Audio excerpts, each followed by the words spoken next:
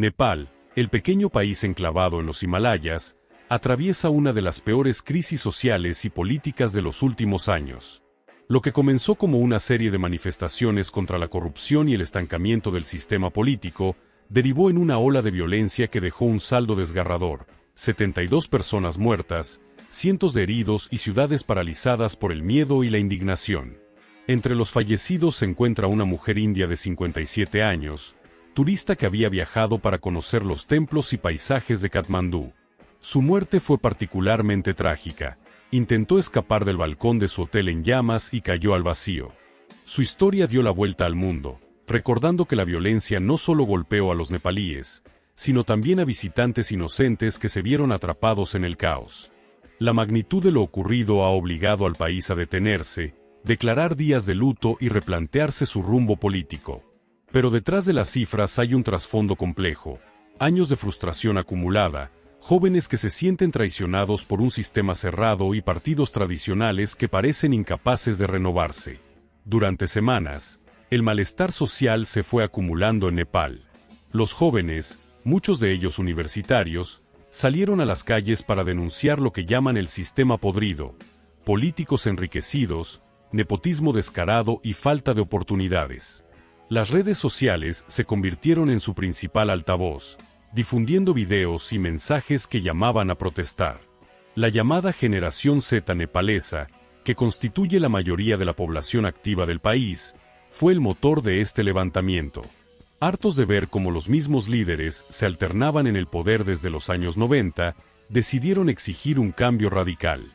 El detonante fue un nuevo escándalo de corrupción que salpicó a altos funcionarios, sumado a la percepción de que los hijos y nietos de las élites políticas acaparaban puestos clave sin mérito alguno. La indignación explotó en las calles de Katmandú y otras ciudades, con marchas masivas que pronto derivaron en enfrentamientos. Lo que al inicio fueron protestas pacíficas, pronto se transformó en un infierno. Durante 2 jornadas enteras, los enfrentamientos entre manifestantes y fuerzas de seguridad dejaron un charco de sangre.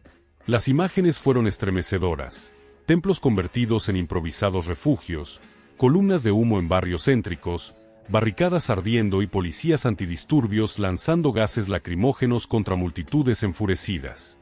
El Ministerio del Interior confirmó lo que todos temían: al menos 72 muertos en todo el país, muchos de ellos jóvenes menores de 25 años. Los hospitales de Katmandú colapsaron ante la avalancha de heridos, pasillos llenos, médicos sin descanso y familias desesperadas buscando a sus seres queridos. La tragedia golpeó también a extranjeros. La mujer india que murió en un hotel incendiado se convirtió en símbolo de la brutalidad del momento. Su intento desesperado por salvarse, saltando desde un balcón en llamas, quedó grabado en la memoria colectiva como una muestra del descontrol al que se llegó. En el templo de Pasupatinath, uno de los sitios más sagrados del hinduismo, las piras funerarias ardieron sin descanso.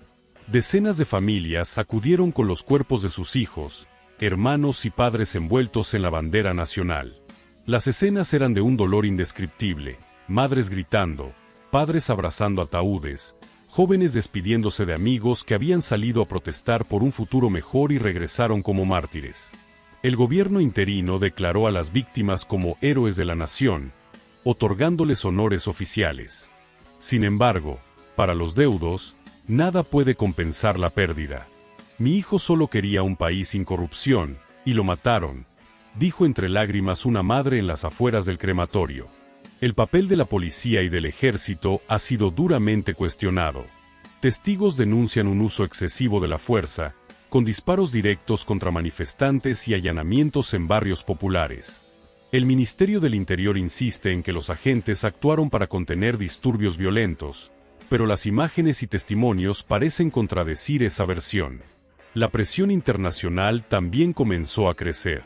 Organizaciones de derechos humanos pidieron una investigación independiente para esclarecer si hubo ejecuciones extrajudiciales. Por ahora, el gobierno interino prometió una comisión de la verdad, pero la confianza de la ciudadanía está en su punto más bajo. Muchos creen que los responsables nunca serán castigados. La muerte de la turista india añadió una dimensión internacional a la tragedia. Identificada como una mujer de 57 años originaria de Uttar Pradesh, había viajado a Katmandú con un grupo familiar. Su hotel, ubicado en una de las zonas afectadas por las protestas, fue alcanzado por el fuego tras el estallido de bombas incendiarias. En el intento de escapar, la mujer quedó atrapada en el balcón del tercer piso. Desesperada por las llamas, intentó descender, pero cayó y murió en el acto. Su cuerpo fue repatriado a India en medio de ceremonias de luto. El gobierno indio exigió a Nepal mayor seguridad para los turistas y expresó preocupación por la estabilidad del país vecino. Este hecho subrayó que la crisis no es solo interna. Nepal, que depende en gran medida del turismo, arriesga perder miles de visitantes y millones de dólares si la violencia se prolonga. Tras la caída del gobierno, el Parlamento designó a Suchila Ki, ex jueza suprema, como primera ministra interina. Su misión es clara: mantener la calma, organizar elecciones en 6 meses y recuperar la confianza de la población. En sus primeras declaraciones, Ki se mostró firme, prometió acabar con la corrupción, escuchar a los jóvenes y garantizar justicia para las víctimas. Declaró mártires a los fallecidos y anunció compensaciones económicas para sus familias. Sin embargo, su liderazgo es frágil. No pertenece a ningún partido político mayoritario y su poder depende de un delicado equilibrio entre facciones enfrentadas. Su papel es de transición, pero la pregunta que todos se hacen es si tendrá la fuerza suficiente para conducir al país en medio de esta tormenta. La palabra más repetida en las calles de Nepal es corrupción. Es el veneno que, según los jóvenes, ha destruido el futuro del país. Desde contratos amañados hasta políticos millonarios en un país empobrecido, la sensación de injusticia es generalizada. La existencia de los llamados Nepo Kids, hijos de políticos que heredan poder sin mérito, se convirtió en el símbolo de ese malestar. Para los manifestantes, el sistema está manipulado para beneficiar siempre a los mismos. Suchila Ki anunció que reforzará la Comisión Anticorrupción, un organismo constitucional que ahora tiene el respaldo político para actuar. Sin embargo, pocos creen que en 6 meses pueda desmantelar redes de corrupción construidas durante décadas. Más del 60% de la población de Nepal tiene menos de 30 años. Es un país joven, pero con una clase política envejecida. La llamada Generación Z no solo salió a protestar, exige participación activa en la toma de decisiones. Su desconfianza hacia los partidos tradicionales es enorme. Las protestas dejaron claro que no están dispuestos a aceptar más promesas vacías. La juventud pide líderes frescos, honestos y cercanos a la realidad de las calles.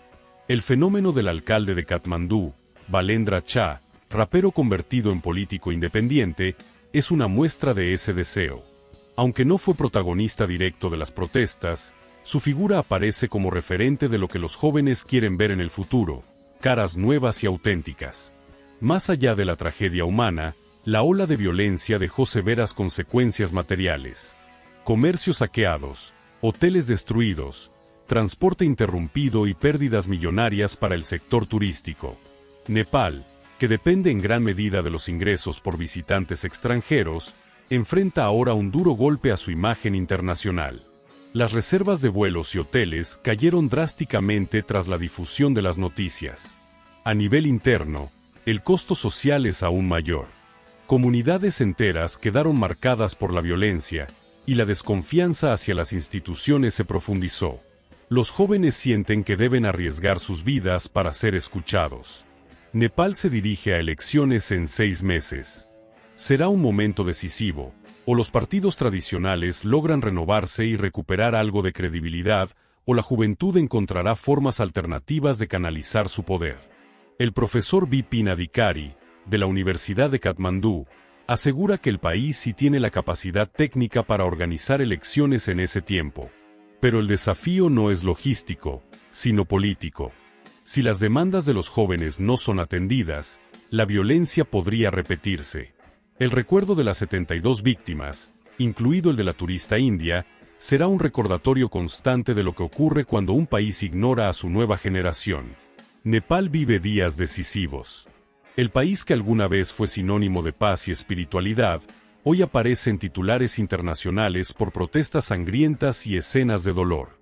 Con 72 muertos, cientos de heridos y una turista india entre las víctimas. El precio de la crisis es altísimo. La tarea ahora es doble: sanar las heridas inmediatas y construir un sistema político capaz de responder a las exigencias de sus ciudadanos, en especial de los jóvenes.